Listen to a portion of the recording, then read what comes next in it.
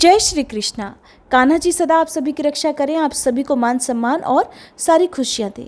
आज इस वीडियो में आप रसपान करेंगे सूर्य प्रतिमा की निर्माण विधि के बारे में, और वीडियो के लास्ट में कल की ही तरह आज आप कथा सुनेंगे महर्षि दधीची की। महर्षि दधीची ने किस प्रकार अपनी अस्थियों का दान किया और किस तरह से उनकी अस्थियों से देवराज इंद्र का वज्र बना। इसके लिए आप इस वीडियो को आज लास्ट तक जरूर देखिएगा। आइए रसपान करते हैं आज के अध्याय का। देवर्षि नारद कहते हैं, हे यदुशार्दूल, मैं सभी देवों की प्रतिमा का लक्षण विशेष रूप से आदित्य की प्रतिमा का लक्षण कहता हूँ।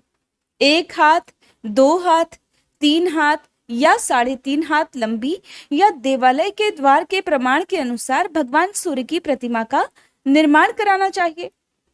1 हाथ की प्रतिमा सौम्य होती है, 2 हाथ की धन धान्य देती है, 3 हाथ की प्रतिमा से सारे कार्य सिद्ध होते हैं। 3.5 हाथ की लंबी प्रतिमा की स्थापना से राष्ट्र में सुभिक्ष, कल्याण और आरोग्य की प्राप्ति होती है। प्रतिमा के अग्रभाग, मध्य भाग और मूल भाग में सौम्य होने पर उसको गांधर्वी प्रतिमा कहते हैं। वह धन धान्य प्रदान करती है। मंदिर का द्वार उसका विस्तार जितना हो उसके 8वें अंश के समान ही प्रतिमा बनवानी चाहिए। भगवान सूर्य की प्रतिमा विशाल नेत्र, कमल के समान मुख, रक्तवर्ण बिंब के समान सुंदर ओठ, रत्न जटित मुख से अलंकृत मस्तक, मणिकुंडल, कटक, अंगद, हार आदि अलंकारों से सुशोभित अव्यंग धारण किए हुए, हाथों में प्रफुल्लित कमल और स्वर्ण की माला लिए हुए अतिशय सुंदर, सभी शुभ लक्षणों से समन्वित बनानी चाहिए। इस प्रकार की प्रतिमा प्रजा का कल्याण करने वाली, आरोग्य प्रदायक तथा अभय प्रदान करने वाली होती है।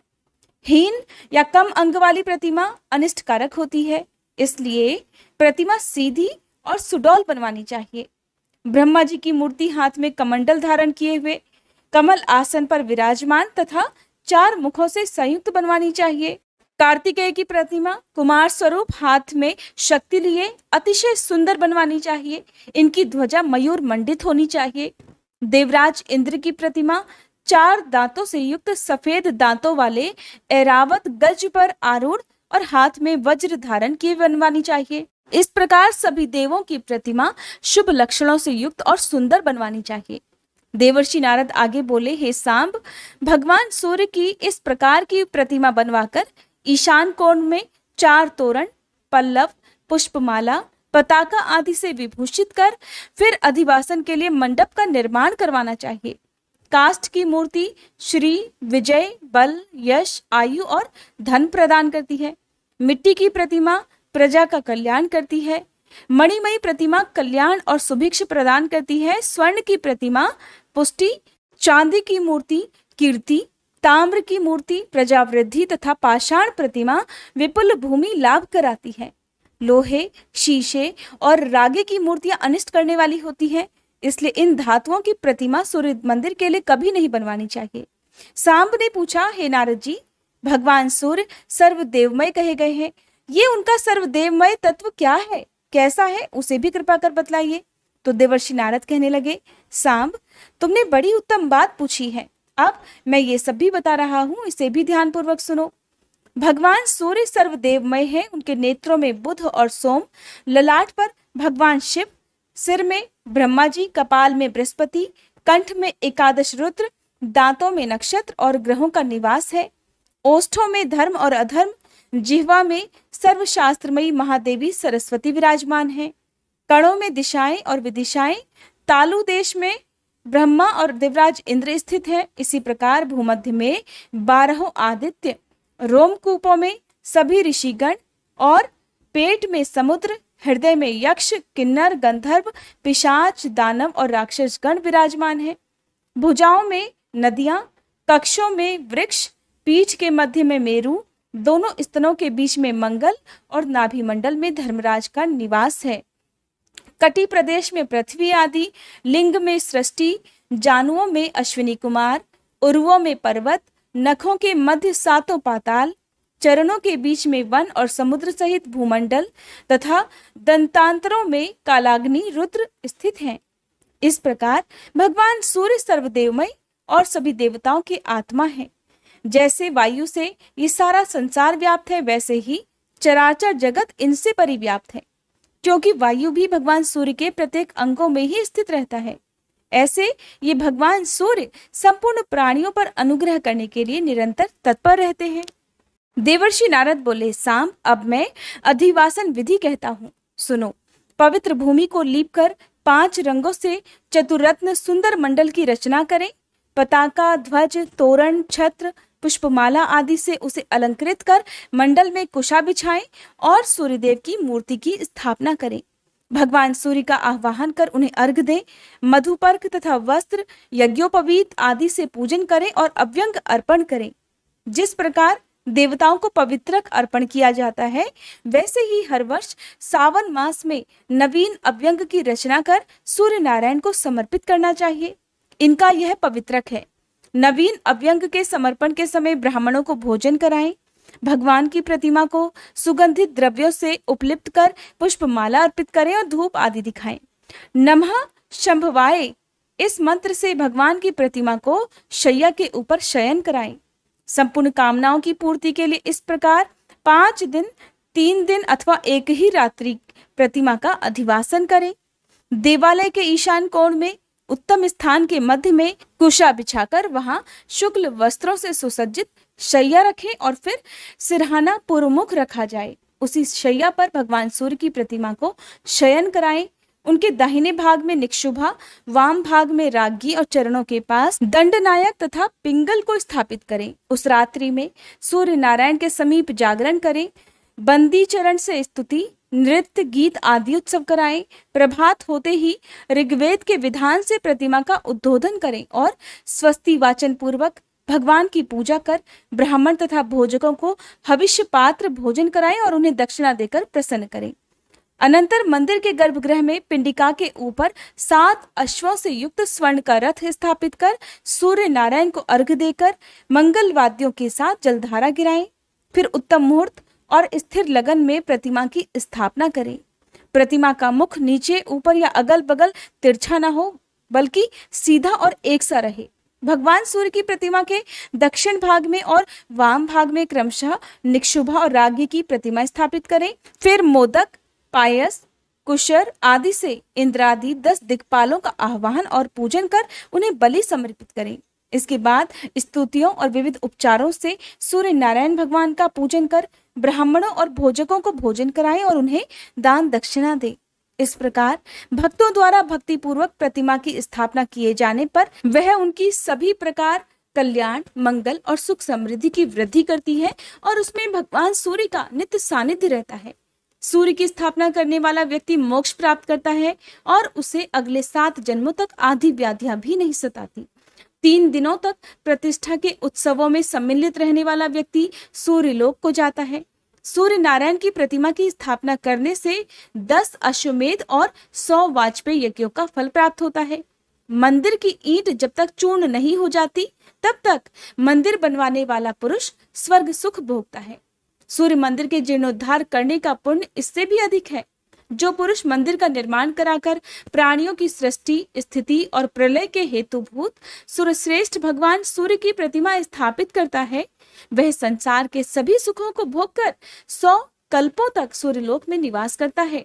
मंदिर में इतिहास पुराण का भी पाठ करना चाहिए। इस प्रकार अन्य देवताओं की प्रतिमाओं का शस्याधिवास तथा उद्बोधन करें और शुभ मुहूर्त में उन प्रतिमाओं को यथास्थान पिंडिका पर स्थापित करके पूजन करना चाहिए।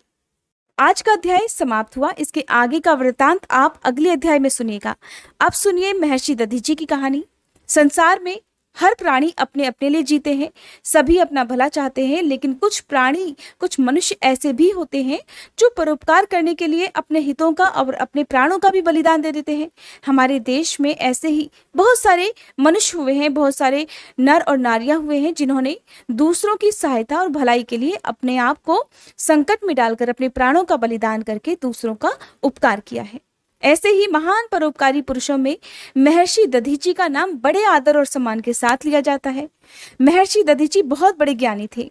उनकी बुद्धिमानी, उनकी विद्वता की प्रसिद्धि देश के कोने कोने तक फैली हुई थी। दूर दूर से विद्यार्थी उनके यहाँ विद्या अध्ययन के लिए आते थे। वे सज्जन और दयालु और उदार थे और सभी से बहुत प्रेम करते थे। महर्षि दधीची नैमिषारण्य सीतापुर उत्तर प्रदेश के घने जंगलों के बीच में आश्रम बनाकर रहा करते थे। उन्हीं दिनों देवताओं और असुरों में युद्ध छिड़ गया। देवता धर्म का राज्य बनाए रखने का प्रयास कर रहे थे, जिससे लोगों की भलाई और हित होता रहे, जबकि असुरों के कार्य और व्यवहार बिल्कुल भी ठीक नहीं थे। वे पापाचारी थे, दुरात्मा थे, लोगों को तरह तरह से सताया करते थे। अपना प्रभुत्व स्थापित करने के लिए देवताओं से वे युद्ध कर रहे थे और देवताओं को इससे बड़ी चिंता हुई। देवताओं के हार जाने का अर्थ था असुरों का राज स्थापित हो जाना। ये पूरी शक्ति से लड़ाई लड़ रहे थे। बहुत दिनों से ये युद्ध चल रहा था और देवताओं ने भी असुरों को हराने के बहुत प्रयास किए, किंतु वे सफल नहीं हो पाए। तब हताश और निराश होकर देवतागण अपने राजा देवराज इंद्र के पास गए और कहने लगे, हे राजन, हमें तो इस युद्ध में सफलता के कोई आसार नहीं दिखाई दे रहे। क्यों ना इस विषय में श्री ब्रह्मा जी से ही कोई उपाय पूछा जाए। देवराज इंद्र की सलाह मानकर ब्रह्मा जी के पास वे सभी गए। देवराज इंद्र ने उन्हें इस चिंता से अवगत कराया। देवराज इंद्र की समस्या सुनकर ब्रह्मा जी कहने लगे, हे देवराज, त्याग में इतनी शक्ति होती है कि उसके बल पर किसी भी असंभव कार्य को संभव बनाया जा सकता है। लेकिन दुख है कि इस समय आप में से कोई भी इस मार्ग पर नहीं चल रहा। ब्रह्मा जी की बातें सुनकर देवराज इंद्र फिर से चिंता में पड़ गए। हाथ जोड़कर श्री ब्रह्मा जी से विनती करने लगे, कहने लगे, हे प्रभु, फिर क्या होगा? हे श्रीमान, हे ब्रह्मा जी, क्या ये सृष्टि असुरों के हाथ चली जाएगी? अगर ऐसा हुआ तब तो बड़ा अनर्थ हो जाएगा ब्रह्मा जी। देवराज इंद्र की समस्या और चिंता को देखकर ब्रह्मा जी कहने लगे, देवराज, आप निराश मत हो। असुरों पर विजय पाने का एक उपाय है। यदि आप प्रयास करें तो निश्चय ही देवताओं की जीत होगी। तब देवराज इंद्र ने प्रसन्न होते हुए श्री ब्रह्मा जी से पूछा, हे ब्रह्मा जी, शीघ्र ही वह उपाय बताइए, हम हर संभव प्रयास करेंगे। तब ब्रह्मा जी ने उन्हें बताया कि नैमिषारण्य वन में एक महान तपस्वी तपस्या कर रहे हैं और उनका नाम दधीची है। उन्होंने तपस्या और साधना के बल पर अपने अंदर अपार शक्ति एकत्रित कर ली है। अगर उनकी अस्थियों से बने अस्त्रों का प्रयोग आप लोग युद्ध में करें तो असुर निश्चित ही परास्त हो जाएंगे। देवराज इंद्र ने कहा, ब्रह्मा जी, किंतु वे तो जीवित हैं, उनकी अस्थियां भला हमें कैसे मिल सकती हैं? ब्रह्मा जी कहने लगे, मेरे पास जो उपाय था देवराज, मैंने आपको बता दिया। शेष समस्याओं का समाधान स्वयं महर्षि दधीची ही कर सकते हैं। महर्षि दधीची को इस युद्ध की जानकारी थी। वे चाहते थे कि युद्ध शांत हो जाए। सदा शांति चाहने वाले आश्रमवासी हमेशा हर लड़ाई झगड़े से दुखी ही होते हैं। उन्हें भी आश्चर्य होता था कि क्यों देवता और असुर एक दूसरे से युद्ध कर रहे हैं। महर्षि दधीची को ये चिंता थी कि असुरों के जीतने से अत्याचार और अनीति का बोलबाला हो जाएगा। देवराज इंद्र तपस्या करते हुए महर्षि दधीची के आश्रम में पहुंचे, जहां पर वे तपस्या में लीन थे।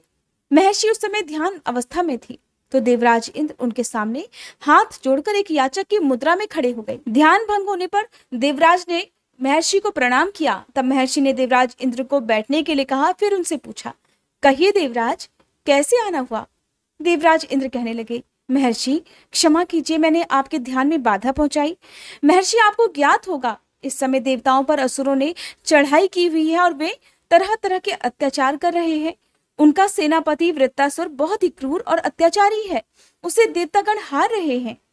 महर्षि दधीची कहने लगे, देवराज, मेरी भी चिंता का यही विषय है। आप इस विषय में श्री ब्रह्मा जी से बात क्यों नहीं करते? तो देवराज इंद्र कहने लगे, हे महर्षि, मैं उनसे भी बात कर चुका हूं, उन्होंने उपाय भी बताया है, किंतु क्या देवराज, आप रुक क्यों गए? साफ साफ बताइए। अगर मेरे प्राणों की भी आवश्यकता होगी तो भी मैं सहर्ष तैयार हूं, बस विजय देवताओं की ही होनी चाहिए। महर्षि ने जब ये कहा तो देवराज इंद्र को कुछ साहस हुआ। साहस बटोर कर वे हाथ जोड़कर महर्षि से कहने लगे, हे महर्षि, ब्रह्मा जी ने बताया है कि आपकी अस्थियों से अस्त्र बनाया जाए तो वह वज्र के समान होगा। वृत्तासुर को मारने हेतु ऐसे ही वज्रास्त्र की आवश्यकता है। देवराज की बात सुनते ही महर्षि दधीची का चेहरा कांतिमय हो उठा। उन्होंने सोचा, मैं धन्य हो गया, मेरा जीवन धन्य हो गया, मेरा शरीर भले कार्य के लिए प्रयोग में आएगा। ये सोचकर उनका रोम रोम खिल उठा। बड़ी प्रसन्नता के साथ महर्षि दधीची बोले, देवराज, आपकी ये इच्छा अवश्य पूरी होगी। मेरे लिए इससे ज्यादा गौरव की बात भला और क्या हो सकती है? आप निश्चय ही मेरी अस्थियों से वज्र बनवाएं और असुरों का विनाश कर चारों ओर सुख शांति की स्थापना करें। तब दधीची ने भय और चिंता से मुक्त होकर अपने नेत्र बंद कर लिए। उन्होंने योग बल से अपने प्राणों को अपने शरीर से अलग कर दिया। उनका शरीर निर्जीव हो गया। तब देवराज इंद्र बड़े आदर से उनके मृत शरीर को प्रणाम कर अपने साथ ले आए। महर्षि की अस्थियों से वज्र बना, जिसके प्रहार से वृत्तासुर मारा गया। असुर पराजित हुए और देवताओं की इस युद्ध में जीत हुई। महर्षि दधीची को उनके इस महान त्याग के लिए आज भी हम सब लोग बड़ी श्रद्धा से याद करते हैं। और नैमिषारण्य में तो हर वर्ष फागुन महीने में उनकी स्मृति में, उनकी याद में विशाल मेले का आयोजन भी होता है। और ये मेला महर्षि के त्याग और मानव सेवा के भावों की याद भी दिलाता है। ऐसे थे महान तपस्वी और महान परोपकारी महर्षि दधीची। ये थी उनकी कथा। उम्मीद करती हूँ ये वीडियो आपको पसंद आई होगी।